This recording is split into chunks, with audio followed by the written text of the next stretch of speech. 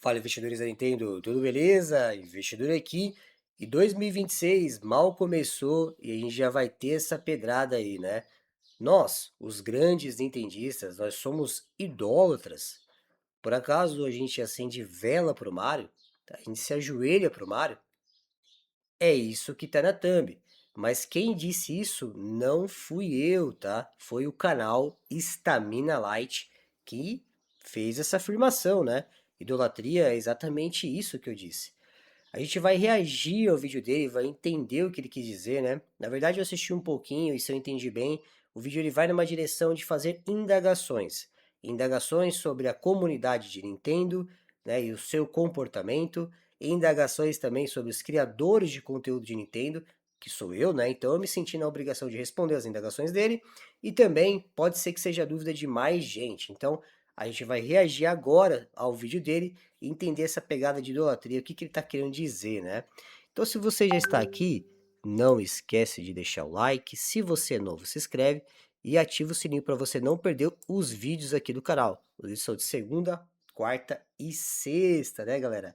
Bora que a batalha de 2026 já começou, né? E vamos embora aí para entender os pontos do cara, tá ligado? Bora lá.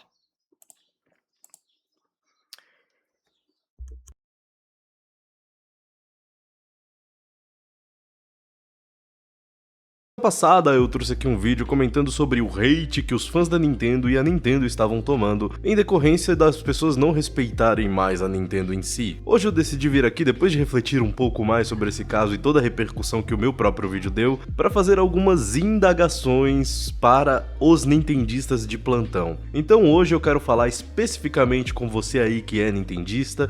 Eu tenho uma série de perguntas para você porque tem coisas que eu honestamente não compreendo sobre o modus operandi da comunidade. Já vou adiantar para decepção de alguns e alegrias de outros que eu não sou um hater da Nintendo.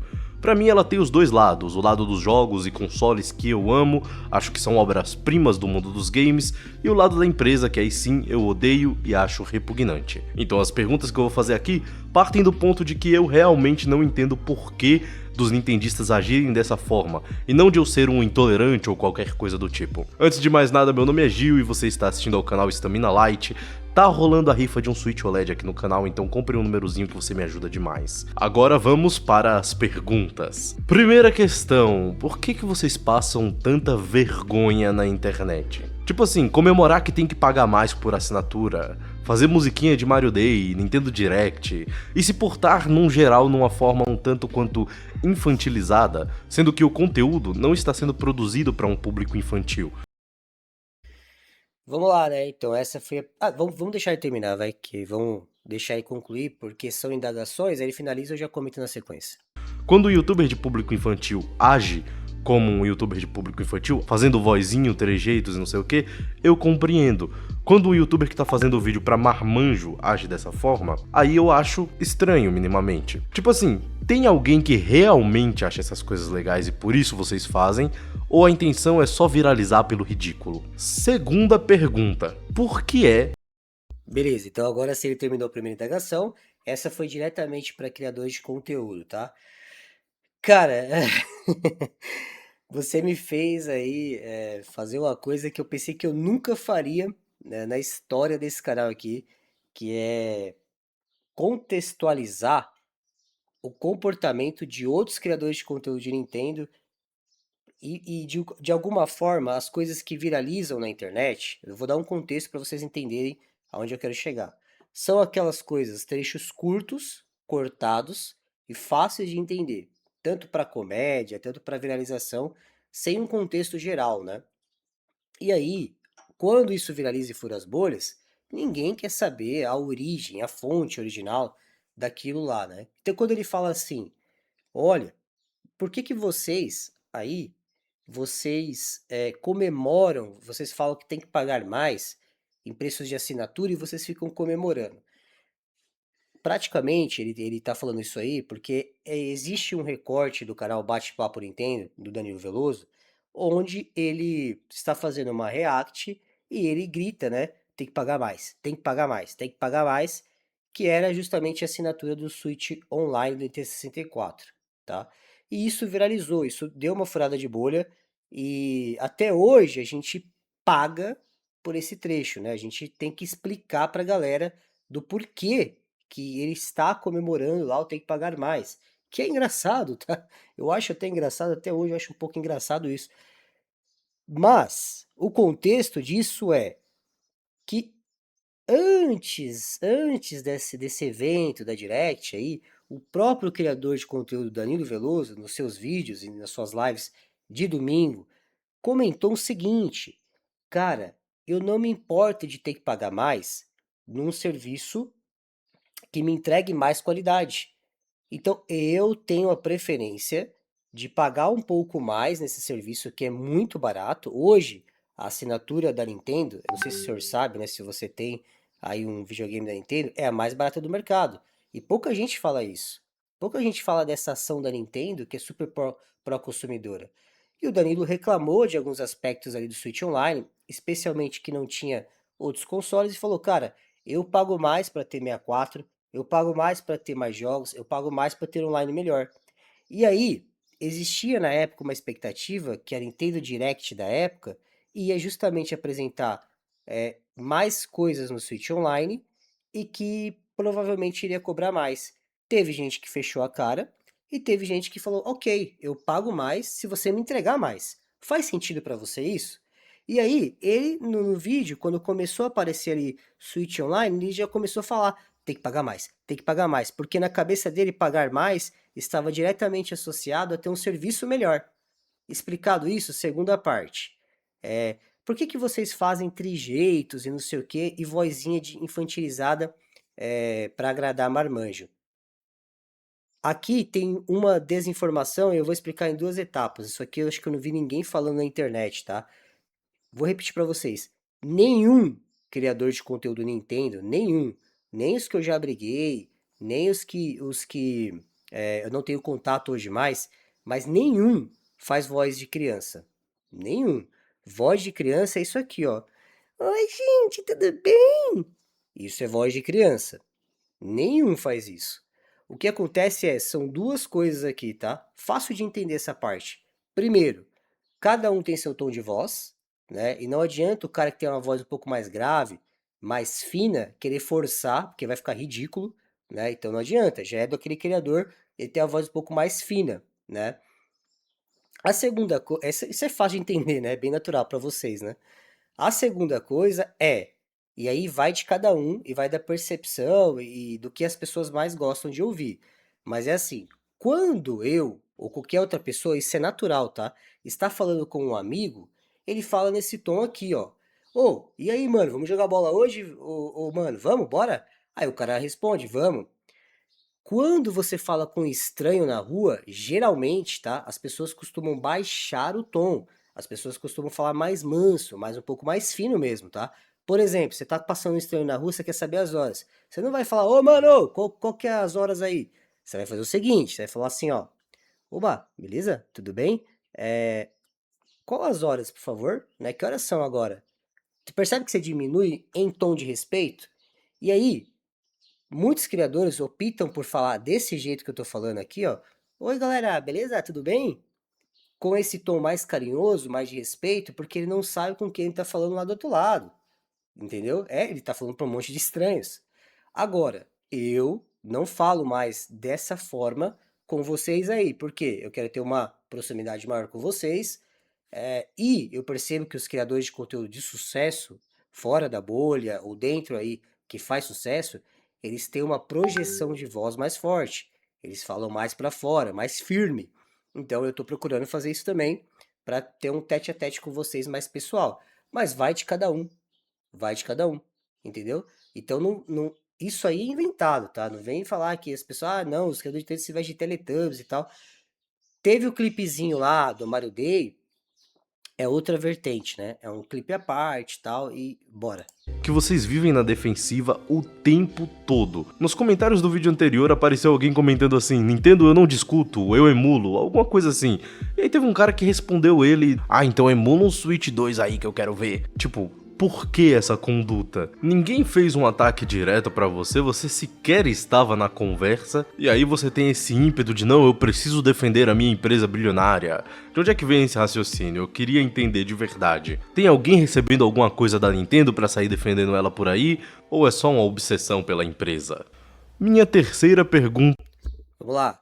Cara, simplesmente isso aqui, a gente tá na defensiva porque isso é uma ofensiva. Isso é uma ofensiva. Esse cara aí, que falou isso, Nintendo não se compra, Nintendo se emula, ele não disse assim, ó, no comentário assim que do seu vídeo, ele não falou assim, ó, pô, mano, eu acho os jogos da Nintendo fenomenal, mas eu não tenho condições de comprar. Hoje eu me encontro numa situação em que eu tenho que comprar o Switch e desbloquear e emular, porque não consigo aqui poder jogar os jogos da Nintendo, né? Ele não falou isso. Ele falou assim, Nintendo não se discute, não se compra, se emula. O que ele está dizendo com isso? Ele está dizendo assim, cara, a empresa não vale um centavo, você que compra é trouxa. Ele está dizendo diretamente isso dessa forma que ele colocou, entendeu? Ele está provocando, ele está te provocando. E aí eu sou obrigado. Agora, se põe no lugar do cara que assistiu o teu vídeo, mano. O cara assistiu o seu vídeo inteirinho, agora ele foi para os comentários, ele foi para essa etapa dos comentários. E aí ele se depara com esse comentário, ele tem uma parte de mídia física aqui, ele se depara com esse comentário. Ele não pode responder uma provocação? A fascinação de vocês atacar a empresa bilionária pode ser a mesma angústia que o cara tem de defender aquilo que ele gosta. Se ele gosta daquilo, se ele enxerga valor, ele está dizendo para você assim, cara, eu enxergo valor, eu gosto, eu quero pagar. Eu tenho essa condição de pagar e eu quero. Se eu não tenho essa condição de pagar, eu me esforço e vou lá e pago, porque eu enxergo o valor no jogo, eu enxergo o valor no trabalho dos desenvolvedores. Esquece a Nintendo, então. Foca aqui nas pessoas envolvidas no projeto. Será que o trabalho deles não vale R$ 1, mano? Não vale um centavo para você simplesmente falar assim, ah, isso aqui é legalzinho, mas não... Vou emular. É isso, entendeu? O pressuposto de que as pessoas atacam é o mesmo pressuposto que as pessoas se defendem, né? Então o cara estava o cara estava aqui passivo e aí o maluco atacou, ele foi pro ataque também. Ué, É, por que é que vocês continuam comprando Pokémon quando vocês mesmos percebem e admitem que a franquia está numa decadência? Eu devo dizer que eu sou fã de franquias que passaram por coisas semelhantes. Eu sou muito fã de Monster Hunter. E, infelizmente, Monster Hunter Wilds foi um desastre. E o que eu fiz? Eu simplesmente não comprei este jogo. E não vou comprar. Porque pra mim não faz sentido apoiar a empresa no momento que ela tá fazendo merda. A decisão de comprar ou não comprar é a única arma que nós como consumidores temos pra justamente lutar contra essas empresas. Então, por que continuar comprando quando a situação tá ruim? Quarta questão. Vocês são felizes em pagar caro pelos exclusivos da empresa? vamos lá, né? Mas qual que é o teu critério para dizer que a franquia Pokémon está em decadência? Qual que é o teu critério?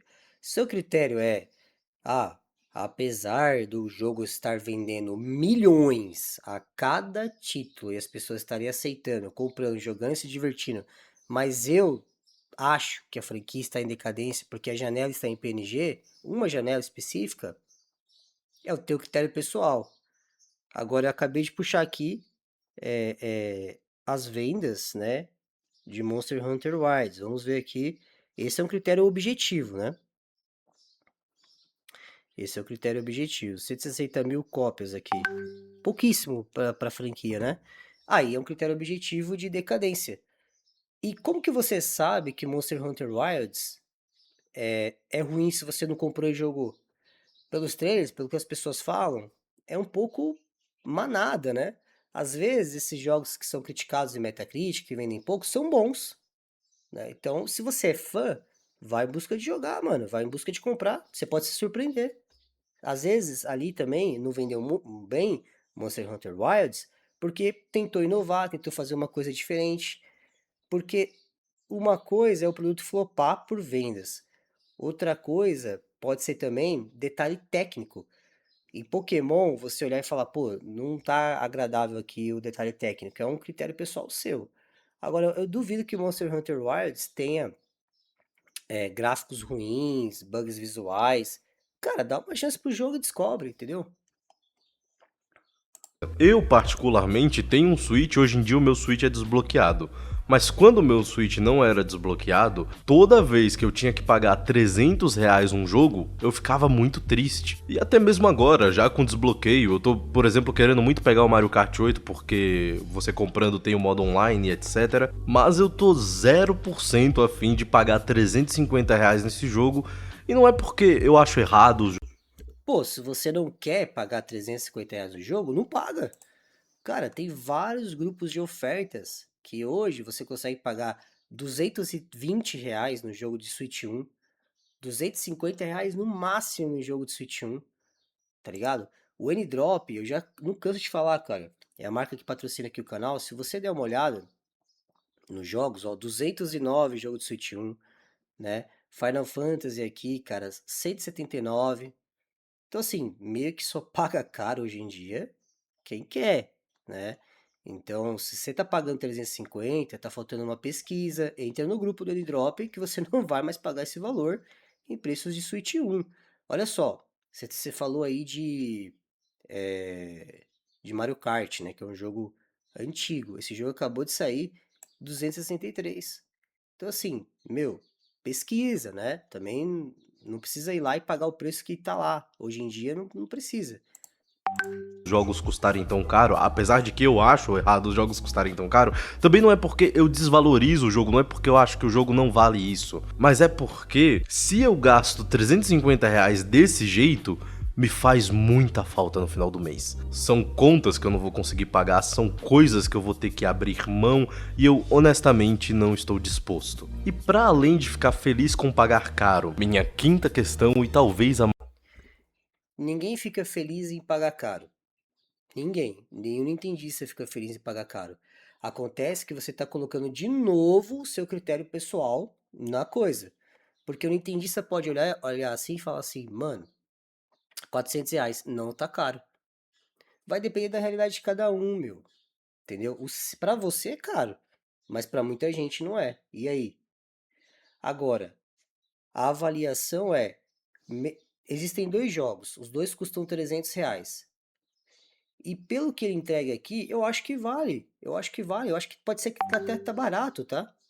E o outro custa menos de R$ 300, e eu falo que não vale, pelo que ele entrega.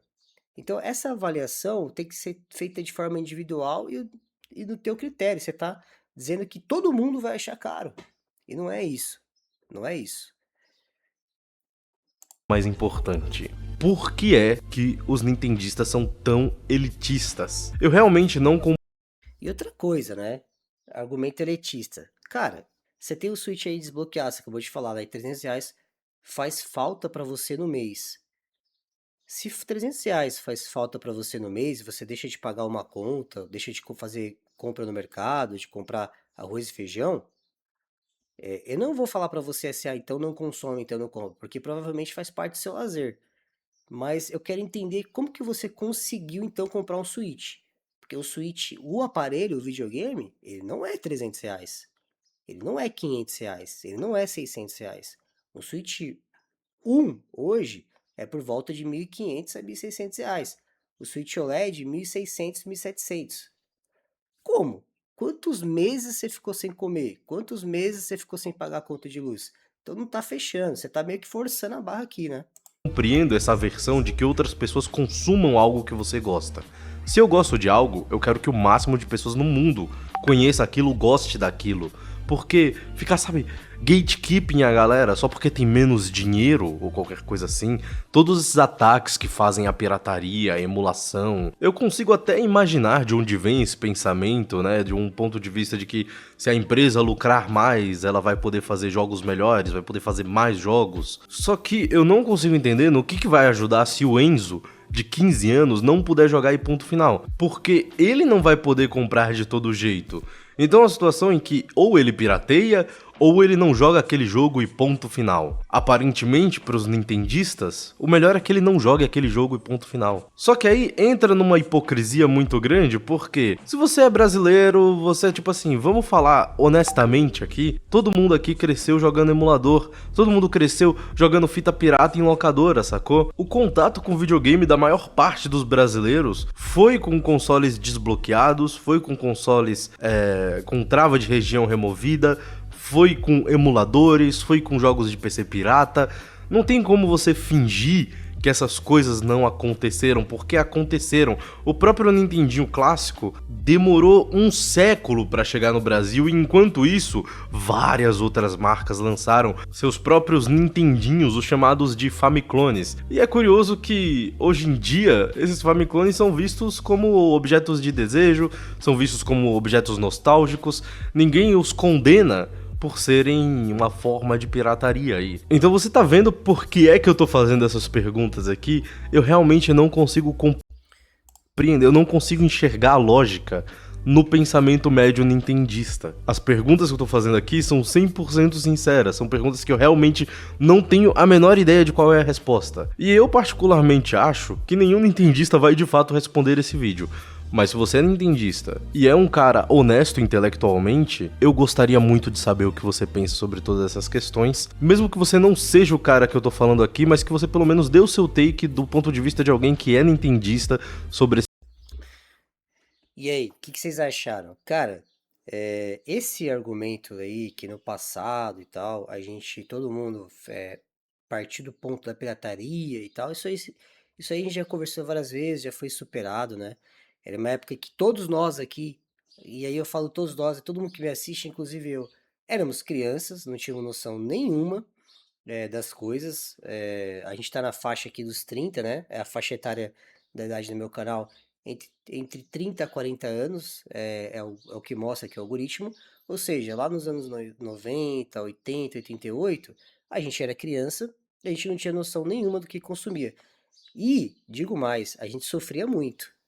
Sofria muito. Com o que eu quero dizer, tá?